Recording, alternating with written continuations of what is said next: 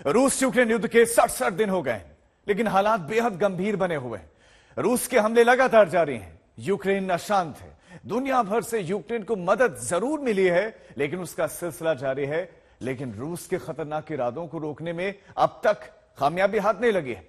और नतीजा यह कि अब रूस ने पूर्वी यूक्रेन को मटिया मेट करने का प्लान तैयार कर लिया है।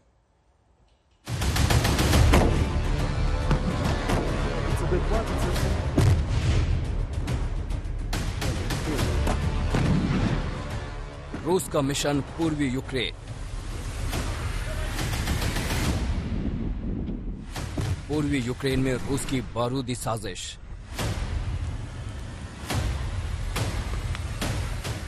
विक्ट्री डे परेड से पहले रूस का खतरनाक इरादा।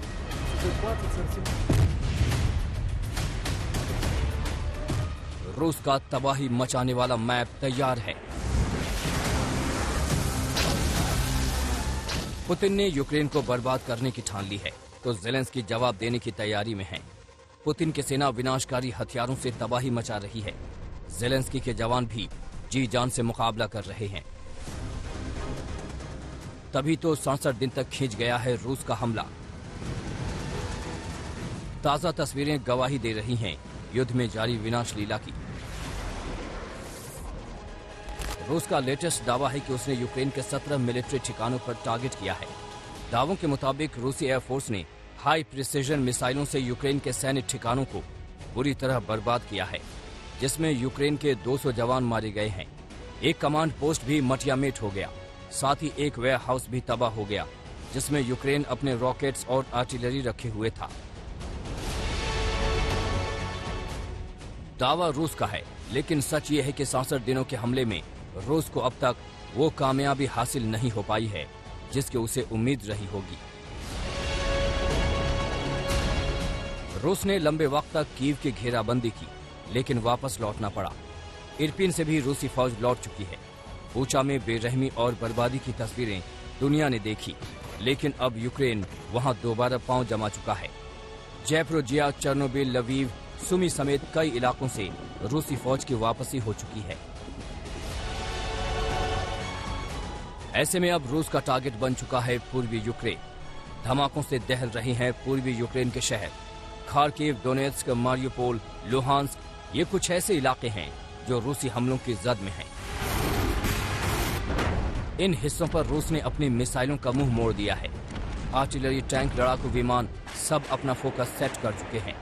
यूक्रेन का दुश्मन गोला बारूद ऐसे बरसा रहा है मानो वो तबाही मचाकर जल्द से जल्द युद्ध को खत्म करना चाहता है। Окупанти збирають ще додаткові сили для нових атак проти наших військових на сході держави. Нагнали підкріплення на Харківщину. Пробують посилити тиск на Донбасі. Вони втратили у боях цієї безглуздої для Росії війни вже більше 23 тисяч солдатів, але не зупиняють. जो आशंका ज़ेलेंस्की ने जताई थी, रूस उसे कैसे सच कर रहा है और कैसे अपने हमलों को तेज करने की तैयारी में है, ये भी जान लीजिए। खार्किव इलाके में रूस ने बड़ा हमला किया है। इंडस्ट्रियल कॉम्प्लेक्स पर शनिवार को रूसी फौज ने ताबड़तोड़ 3 हमले किए। एक बिल्डिंग को निशाना बनाया, जिसमें जबरदस्त तबाही हुई। 3 बम धमाकों में इमारत खाक हो गई। काले धुएं का गुबार पूरे आसमान में छा गया। गनीमत रही कि इन 3 हमलों में किसी की भी जान नहीं गई, क्योंकि इमारत खाली थी। लेकिन यूक्रेन ने अब तक हार नहीं मानी। पूर्वी हिस्से में रूस को करारा जवाब दे रही है यूक्रेन की फौज। एक दिन पहले ही यूक्रेनी सेना ने एक वीडियो जारी किया। ये वीडियो पूर्वी यूक्रेन के ईजियम शहर का है। यूक्रेन ने वीडियो जारी करते हुए दावा किया कि उसने रूस के बख्तरबंद सैन्य काफिले पर जबरदस्त हमला किया। यूक्रेन ने पूर्वी हिस्से में रूस पर पलटवार का कोई मौका नहीं छोड़ा। बड़ी संख्या में रूसी टैंक यूक्रेन के कब्जे में हैं।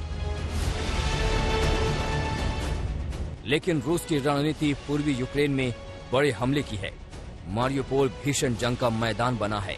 सैटेलाइट से आ रही तस्वीरें रूस के खतरनाक मंसूबे की तस्दीक कर रही हैं। पूर्वी यूक्रेन में ही एक शहर है डोब्रिपिलिया। वहां के हालात देखिए, नजरें जितनी दूर तक जाती हैं बमबारी के निशान और तबाही ही तबाही दिखती है। जंग के इस मोड़ पर ज़ेलेंस्की डटे हैं, अपने जवानों की हौसला अफजाई कर रहे हैं ताकि रूस के हर बारूदी मंसूबे को ध्वस्त किया जा सके। लेकिन ये लड़ाई इतनी आसान नहीं, सब कुछ पुतिन के फैसले पर टिका है।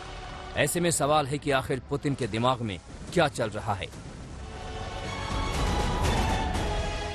मारियोपोल से गीता मोहन और कीव से राजेश पवार के साथ आज तक ब्यूरो।